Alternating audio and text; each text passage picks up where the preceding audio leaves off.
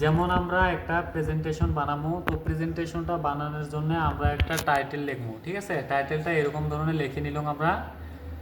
তো যেমন welcome to Darjeeling, এটার উপরে আমরা একটা স্লাইড বানাবো, ঠিক আছে। তো 4টে স্লাইড বানা হয়েছে, 2 নম্বর স্লাইডটা এমন এমন এমন।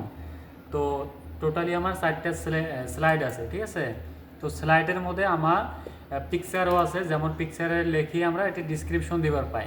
তো ডিসক্রিপশনগুলো আমরা নিজের ইচ্ছা মতে আমরা বানাবার পাই। তো এলা যদি আমরা মানে পিকচারের পিস পাকে যদি আমরা লেখাগুলা রাখবার চাই তো রাখবার পামো। আমার প্রয়োজন সাপেক্ষে আমার এই কালারগুলো আমরা চেঞ্জ করবে পামো। যেমন কালারটা এমন করি চেঞ্জ করে দেখো।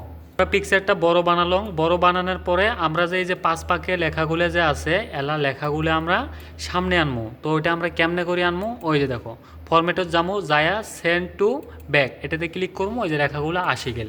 তো এটা আমার একটা ফিচার্স হল।